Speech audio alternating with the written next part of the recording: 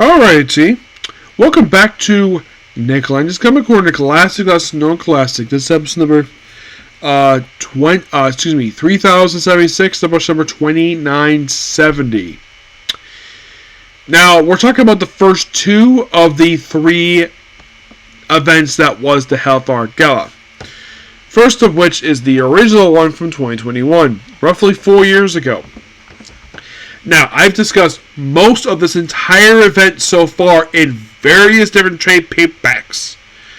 And the only thing that's clicking this book I've discussed before is the Plan-Size X-Men one-shots, and there's a classic X-Men issue. So, Hellfire Gala. Of course, they had the original one here too, which is simply put the original Hellfire Club, but they have a gala to elect probably new members. And then the Citizens show up, and Celine gets a makeout session with Sebastian Shaw. I think the book was written by Chris Claremont. But the whole event, we have Marauders 21, X-Force, volume, I believe this is volume number 6, issue 20, Hellions issue 12, Excalibur issue 21, X-Men volume 5, 21, of course, Planet X number 1, Election Strips, which is done by Zeb Wells. Yep, he does a couple of these books here. There's also X-Corps number 2, Mutants, volume 5, number 19, Wolverine, volume 6, number 13, Sword, volume 2, issue 6, Wave X number 3, and X-Spec number 10. Yeah, first up we have is the opening issue, which is basically... So, the opening issue is from, of all books, Marauders. Yes, because the Marauders dealt heavily with the Hellfire Trading Company. That was simply a company that was established with... It's mostly deal with the drugs. Yes. And then we have the classic Chris Claremont issue, Tale, out of the old Tale of Hellfire Gala's past. You have John Bolton, the artwork here, like I mentioned. You have Sebastian Shaw, basically just... We have basically everybody just we're having this party here. Santa shows up, and then, like... Yeah. Of course, you have them fighting a Sentinel. And then this apparently led into the whole thing of Dark Phoenix stuff. So...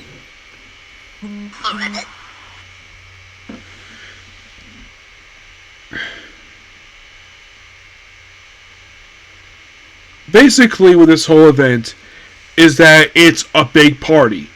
And this is something that Marvel tried with this, because the other reason why Marvel did this with this event, made this a whole big event for the X books, was because X Swords was very popular and probably sold really well. This book came out during COVID. This book was not financially successful for Marvel. No. A lot of people were not happy with this particular event. The fact that all this it was just a party spread across the entire X line. Published this point. I kind of forgot Wolverine was part of this thing.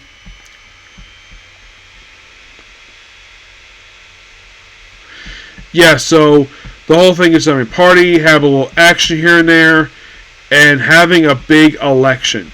And the whole thing is... sadly put, this whole event, this first one was basically Hickman's exit for the main X book and have Gary Duggan take over. And the Plan-Size X-Men book was simply put his, kind of in a way, the best way to describe it, it's his backdoor pilot into his run.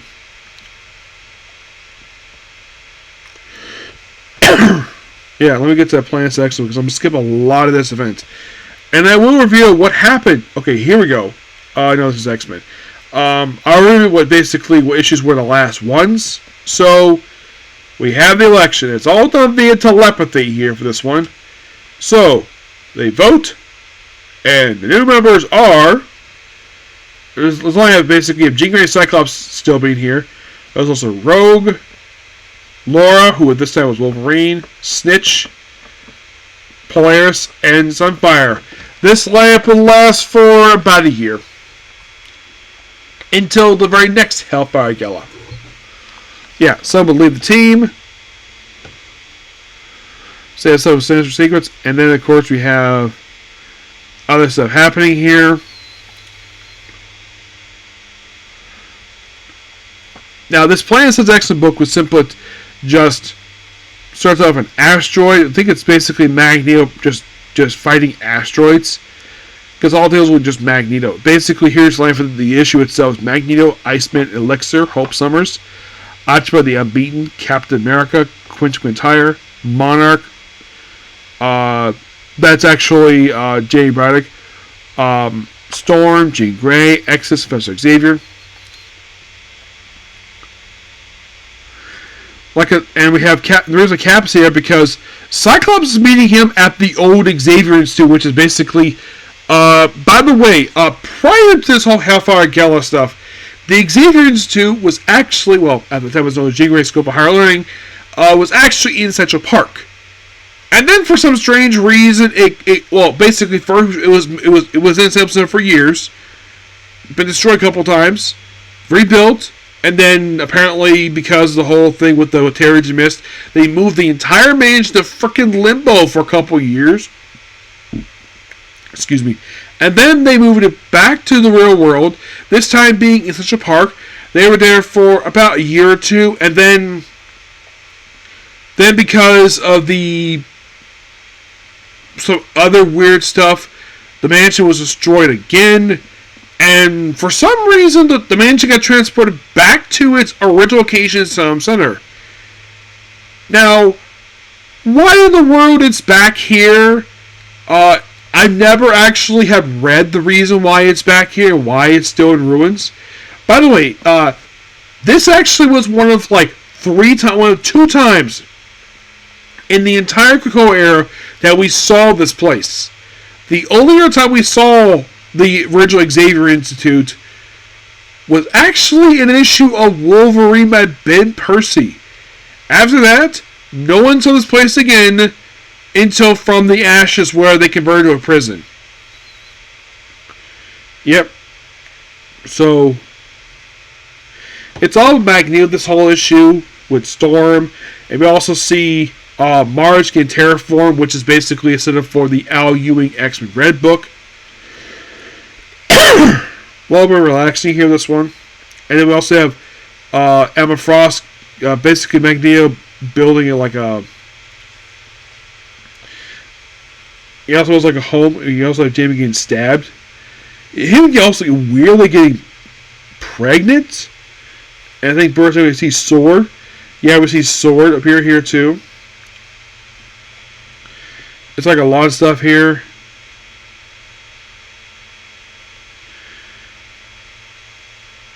And then we have the whole other book stuff. So, those of you curious though,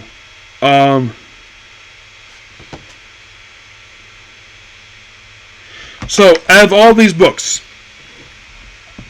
the Planet section was really good. I really enjoyed that. So, I'll have some material from Classic X number 7. So, there's also Marvel vs. Pride in here. So, what happened to these books afterwards? X-Men got relaunched by Gary Duggan and lasted for 36 issues for that ended and got relaunched again, this time on Devin Cave, which is published right now. Marauders managed to last for another 6 issues after this, and then got restarted. This book was written by Gary Duggan, and then got restarted under Steve Little, and that book got canceled after only 12 issues. And I was hearing from one guy, basically, the book was terrible. I actually enjoyed the book. Excalibur lasted for another 6 issues, got relaunched as Knights of X, and then relaunched again as Betsy Braddock, Captain Britain. And I think that's been it for Excalibur. New Mutants. This book managed to last for another, I kid you not, about 14 issues. It lasted until issue 33 before ending, relaunched as a miniseries known as the Mutants Lethal Legion, and then that was it for them. For X Factor, this was the last issue published for this book, which this book came out in 2021. The next time we will not see X Factor will publish until 2024. 3 years later, on a different creative team, which we see Angel nowadays. Helions. Helions managed to last for another 6 issues before being canceled. Sword managed to last for another 5 issues before getting canceled. X-Corps, 3 issues. 3 more issues. It got canceled in 5 issues. It was a short series. Wolverine. This one, along with X-Force, managed to last for a long period of time. If you're really curious, how long did Wolverine last for after this one issue of Hellfire Gala? A whopping 37 issues. So this book's managed to have this no problem. And same thing with X-Force. X-Force managed to last for 30 issues before the ending. Way of X managed to last for 2 more issues, had a one-shot, and then had another book to replace, which was, I think it was like Legion of X by Cy Spear, which is exactly what it featured. But the sad thing about this event, this was a financial success for Marvel Comics. Why? Because you have an event, you think, oh, big action happening. Very little action happens here.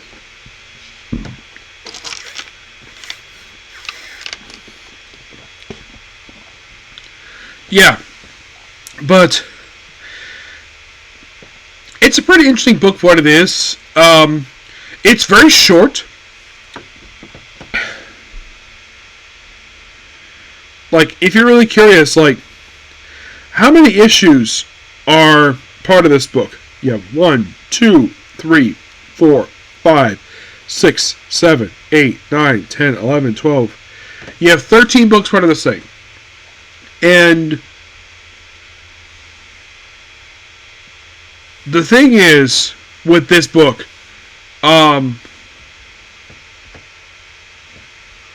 yeah, this book was not popular. Of course, what came after this one? Aside from the cancellations, what happened story-wise? We had 2 miniseries happen after this.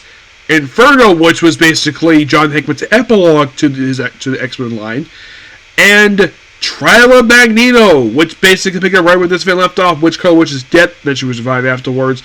Scarlet Witch later got her own solo book, which we got to right now. This is being relaunched because of the being last year being like, actually it was 2 years ago, I think it was, where they relaunched it.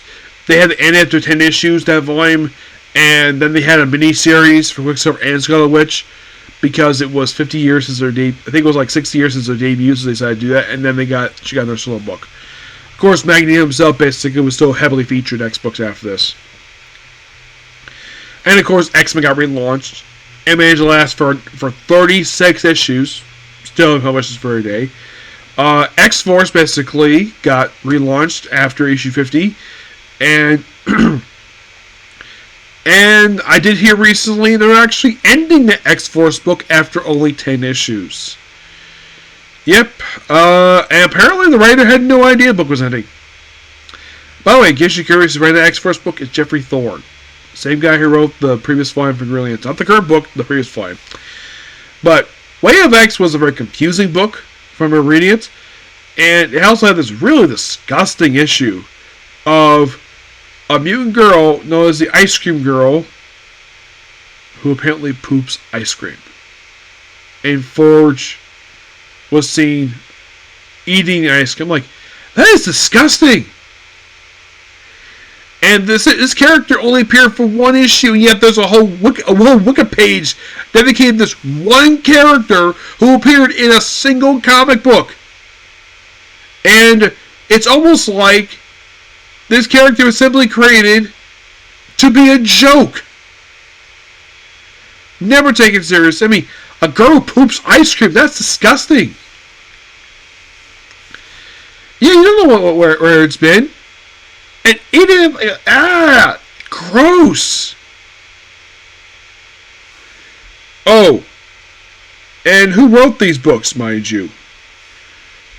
Well, of course, so, the writers. Gary Dunn, of course, does Marauders. Ben Percy does X-Force and Wolverine. Zeb Wells does Helions and Election Ships. Teen Howard does Excalibur. Hickman does the final issue of X-Men Volume 5, obviously. X-Corps is done by T. Howard. New Mutants, all who actually I actually really enjoy this writers from the book. Way of X is done by Cy Spirit, and Swords done by Ewing. Leah Williams does X Factor, which she did do another X book after this. I'll discuss that in another Comic Corner, but I actually enjoyed the X Factor book. It's a shame the book got canceled after only 10 issues. And one of the weirdest things established when the Kokora ad was that on Kokora, no precogs. In universe, they never properly explain why. Well, in a lot of books, they never explain the reason for this. The reason was because apparently precogs interfere with Moira McTaggart's mutant powers. Yes. Which, when they first introduced, oh, she's a mutant. How? It was a Hickman retcon that they later fixed when this whole thing wrapped up. Yeah. But next up we have is the second ever Hellfire Gala, which came 1 year later. And unlike the first one, it just had a one-shot.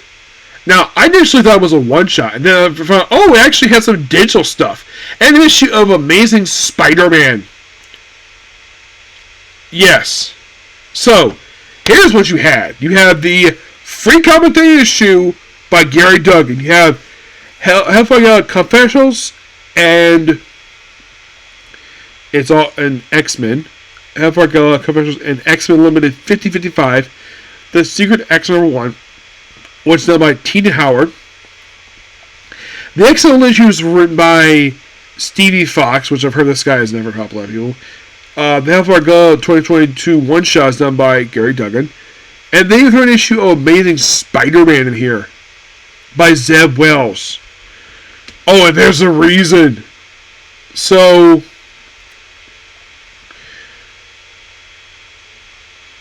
basically, the whole freaking issue just sets up the whole event. They have the Avengers X sort of fighting each other for some reason. And then apparently you have Iron Her Bet, and then you have Mary Jane Watson being attacked by Moira McTaggart, who is a frickin' robot. Yes. And here she says this. My name's Moira. My name's Moira. And when you wake up, I'll be wearing you. Now, a friend of mine basically showed me this, and he thought that basically Moira was going to skin Mary Jane Watson and wear her body as a suit like she did with her ex-boyfriend. No, that proved to be not the case. What did she do? Become a necklace. Yes. I'm not kidding about that. She became a freaking necklace, Mary Jane Watson. So we have the Hellfire Gala issue. We started out with looks like we have Cyclops, Jean Grey on the moon, just in bed, sitting cross-legged, talking to each other, butt naked, and having sex. And then we have, looks like we have the Avengers show up with Iron Man, the Hulk, and Black Widow. And then they're attacked by Surge, which, by the way, they still have wearing her outfit from the new X-Men book. And then we have Bishop show up with his new haircut. Yes. Oh, by the way, if you remember when he was big, beefy, and had the dreadlocks? Nope, that's gone. Yeah, he looks like this now, in this era for some reason. Gone is the classic look that was when Scott Lobdell first created this guy back in the 90s.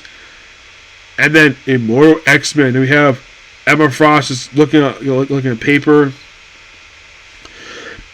And then apparently we get invites this thing from Tony Stark's Fantastic along with Fantastic Four, even Clea, who at this point was when she was the Sorcerer Supreme after her husband died, Doctor Strange himself.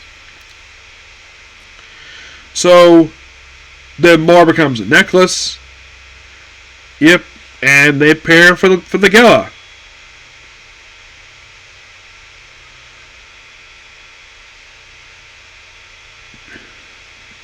And then Stitch basically comes in, yeah. So Sitch basically, in the pages of Gary Duncan's X-Men book, had started to date Laura. And, well, kind of. He got involved with the Children of the Vault stuff, where... And then we see a young version of Laura, who was still around. The actual Laura, it got aged while being in the total Children of the Vault stuff, which apparently these two slept together, and even after she came back, they continued sleeping together, the older version of her, and she called herself Talon. And according to one of her co-creators, that was originally going to be her code name. So yeah, and we have the Hellfire Gala once again. We have Jonathan Hamm, who apparently is like old acquaintance of Emma Frost. You have Clea here in her Source Supreme attire from the very brief Jed MacKay Strange book by her, which was amazing, but I love that book. Also, with tomorrow we have Spider-Man up here. Yes, Spider-Man. You're thinking, what the heck is Spider-Man doing here? He was invited. And here's the weird thing about him. In the previous event, like, oh, we can't have precogs. In Inferno, Mystique wanted to bring back Destiny, but originally she was told, no, they can't bring her back because she's a precog. Despite the fact Spider-Man is a precog, and he's able out here, no problem, because Spider-Man has kind of precognition. And then we have Dr. Doom showing up here. Yes, Dr. Doom. Then we have Rogue. Looks like she's fighting, like, everyone's having fun with this little party. We have Tony interact with Fulong, which I think this is just before Duggan took over his book. Yes, because in the book they don't like each other.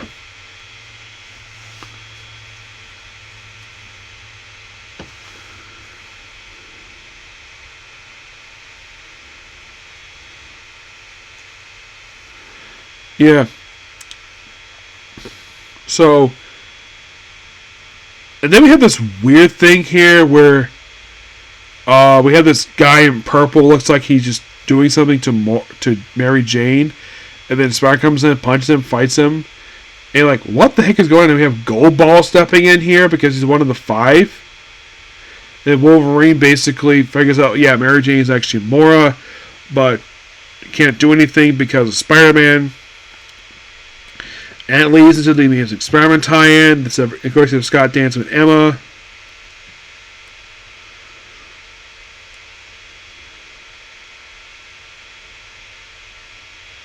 And have stuff here with Mr. Sinister pops up here.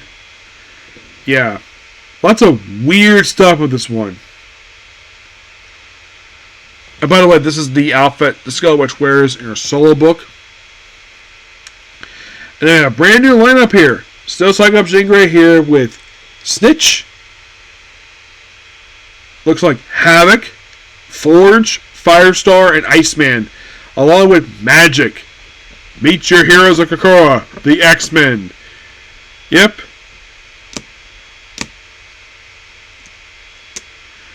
And there's stuff here with a thing called Project Black Box. And then more basically get. Then this apparently leads into Judgment Day tie-in, stuff with Judgment Day. And then we have the X-Men stuff with basically just all the other stuff here. Like Avalanche getting into a fight with Gorgon. You think, wait, why is Gorgon here? He's basically, isn't he leader of the Hand? Like, work with the Hand? He is, but he lives here. Mostly put these eliminate issues as most of what the other characters are up to. We have She-Hulk appear here, because why not? So, we just have a bunch of wild stuff happening here throughout these excellent issues. And Steve Fox wrote these issues. Now, I'm not overly egregious towards Stevie Fox, so if there's anybody who doesn't like his stuff, fine. I haven't read a lot of this guy, per se, but there's a lot of yelling and stuff happening, and then we have the Amazing Spider-Man time, which not a fan of the fact they threw in Spider-Man in an X-Men event, but they had the X-Men get involved with Dark Web. Like a year later, Gazelle Pills wrote it. Yep, Because Zeb Wells basically set up Dark Web in the pages of Hellions. Yep. I'm not kidding about that. He seriously did. So Mary Jane gets freed, and then we have the Secret X-Men, which is another one-shot of Lisa's thing. Which this book feels like a follow-up to New Mutants, where you have Sunspot here with Deathbird, which in the Hickman book, Sunspot became infatuated with her. And basically this whole thing is trying to impress her. And basically, he secretly desired to sleep with her. Which, yeah, he's not lusty at first sight, but he's like massive in love with her because she's hot. Of course she is. And then we have this group of X-Men show up. Basically, there's a lot of sci-fi stuff here.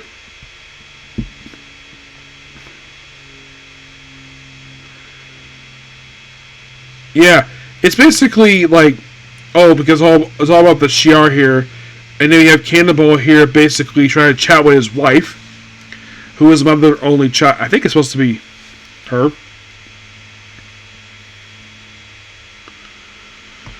Let me check here, because basically, like, if I remember correctly, I think her skin color was different when she last appeared. I'm not sure why.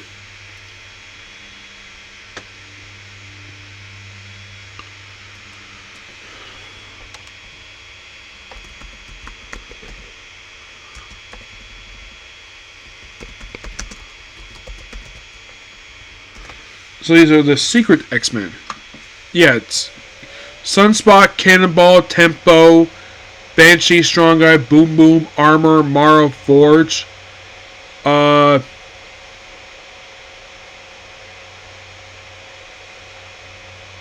gosh, it is Smasher. I remember she looked a little different.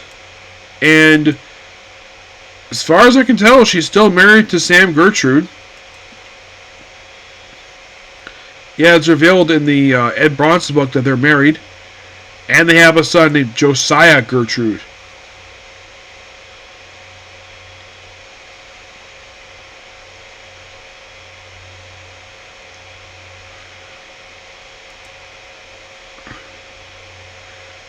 Which he last appeared in this very book. Though he also later appeared in Infinity Unlimited book. But yeah, that last time he appeared, part of this issue here, was actually in Hickman's issue 21 of X-Men.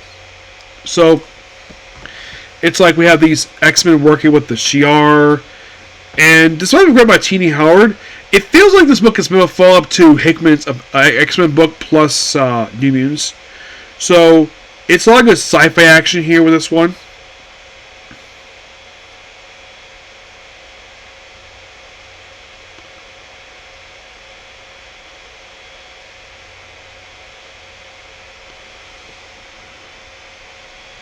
Like, don't know me, and of course, basically, is like,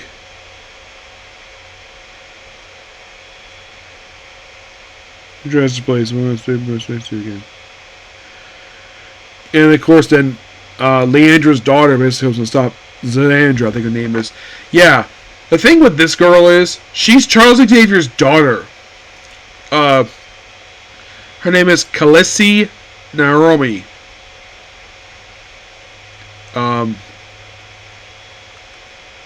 That's that bird. Oh, Zandra. There it is. Zandra. Yeah. She is Leandra's daughter. And Charles Xavier is her father. So,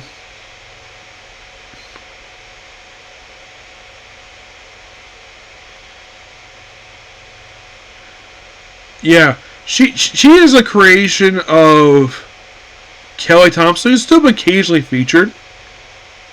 At one point, she died, and then, of course, like, as soon as Xavier found out telepathically, it's like, we had to revive right away. Really? Yes. Do it. And that's what they did. Yeah, last time she appeared prior to this was actually appearing in Sword. The final issue of Sword, which came out just prior to this. Came out in 2021, December. This issue here came out roughly, like, just 2 months later. At this, she was featured in the opening issues of Marauders, along with X-Men Red. Her most recent appearance was actually in an issue of Uncanny X-Men, in a story called Manhunted, which this event will actually end 2 titles. And the thing is, they just had an event just prior to this. And then we have another event. First, Ray and Green Oaken. And then another one, just not long after. Of course, this one was like just a quick 4-parter. While in the case of the next event, which is basically this issue is part of, it's the start of a brand new event. Manhunted.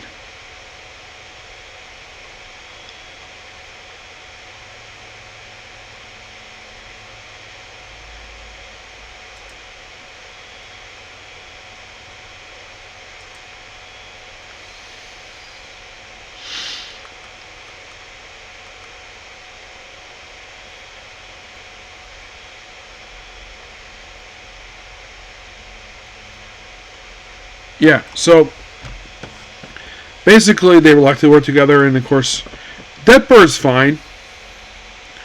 They, of course, basically stop everything, and then and of course, they actually work together with the Shi'ar, and of course, they go back home. And of course, Sandra's like, my ex must be a secret. Yeah, and they only existed for this one single one-shot, because this lineup never appeared in the X-Men ever again after this. Yep.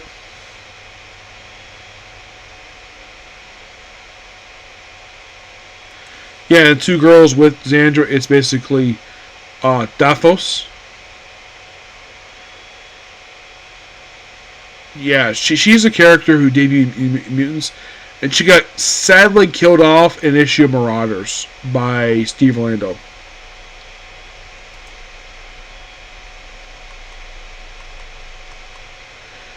Oracle, I think, is still alive. Yes, she is. She's an old Chris Comic character.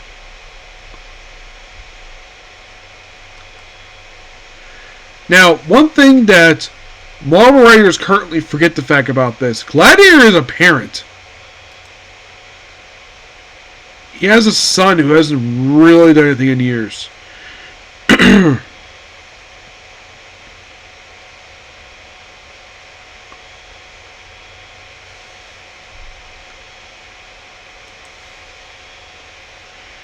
Yep. Goes, okay, so his most recent appearance actually was in Cable. Yeah, I didn't realize he appeared in Cable, but apparently he did.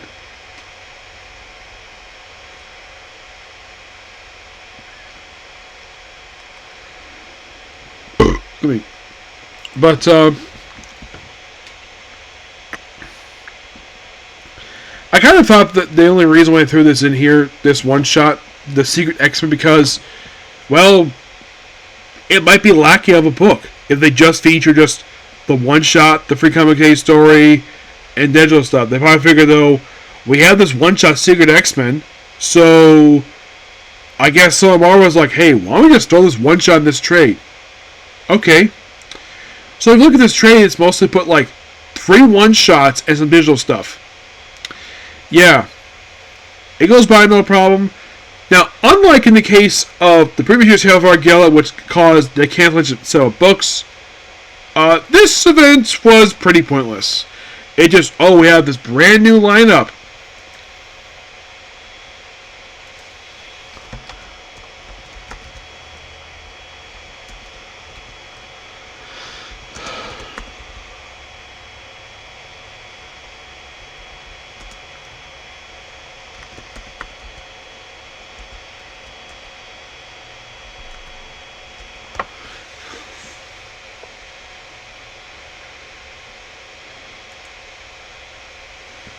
Yeah, which, okay, so basically, in a way, this was a prologue into Judgment Day. That's mostly put exactly what it was. So, when this one-shot came out, so, You have Forge and Firestar, Iceman, and Havoc. Basically rejoin the roster while Polaris, Wolverine, and Rogue all leave the roster. Also, Magic's back on the team too. Oh, and the Hulk, Captain America, and Iron Man, that was Armor, Glob, and Gentle. Gentle was the character that appeared in X-Men Volume 3. I knew Surge was there. Yeah. So you read this book and you're like, does this event lead to anything?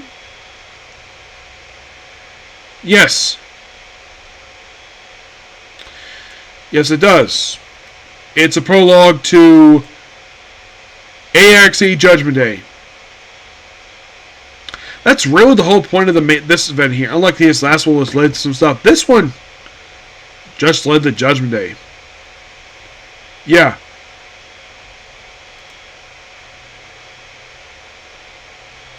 Which, the sad thing about this event was the fact that it led to a downplay of the Eternals, because the only reason why I did this because of the Eternals movie. But in the aftermath of this event, well, it seems like everybody just went back to do what they did before. Yeah, that's kind of what happened in the aftermath of this. It's like,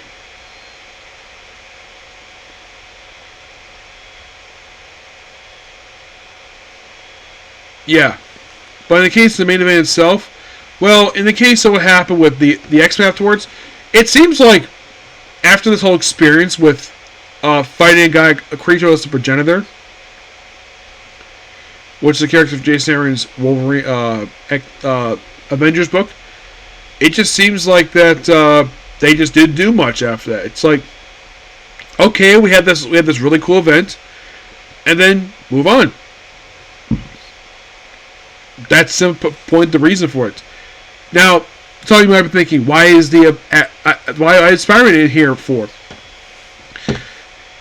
It's like his whole thing. The only reason why his book was here was because Mary Jane Watson, and the Secret Action book, like I said, was because Marvel didn't have a. They probably threw it in here because we need something else put in here.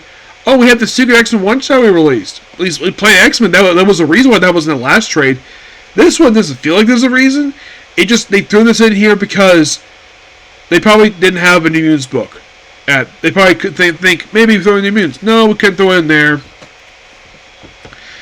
And I figured, though, why not? Throw it in here. And that's basically what it was. The first fight, I really enjoyed the story for that one. Because that led to some really cool stuff afterwards. This event led into a crossover with the Avengers and the Eternals. Yeah. So, of the two books, I give the original Hellfire Gala, I give that a 9 out of 10. This one I make this big party, so of course it's like 13 books, but still a good book altogether. Second event, I'm going to give that an 8 out of 10. Because I felt as though, like, you read this, it's like, is this supposed to lead to anything? A crossover. Which, that would be like the last major one for a couple years. Yes, seriously. Yeah, that was the thing with, I think it was like last year, I think it was. They had like no major crossovers last year. I don't think so.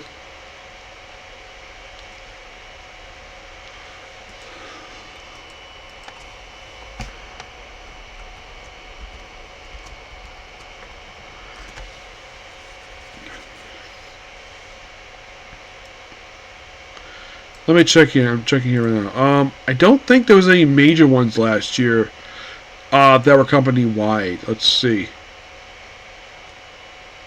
Well, it would allow us one for 2 years. Because everything else was very... Actually, no, there was one last year. Blood Hunt. I forgot about that. Blood Hunt. But 2023 didn't have one. No, it did not. Sinister, that was a self-contained X-Men story. Ultimate Invasion was a miniseries. Contents of Chaos was basically a series of annuals. Gang War was mostly against Spider-Man stuff, but company-wide. But it was the last major event for 2 years that was company-wide, which, gotta praise Marvel for doing that, because it seemed like almost every single year we gotta have an event, and you gotta praise Marvel for 2023 for not having a company-wide event that year. Last year we just had Blood Hunt. That was company-wide. But this year we have One World Under Doom. Yep, that's what we have here. But I should probably end it here. It's been almost 40 minutes here. So, yeah. I'm going to here. So, that's pretty much it particular video. Please be sure to like, comment, subscribe, turn notifications, and that like button. Next up, Area Convention Party. Okay, let's go.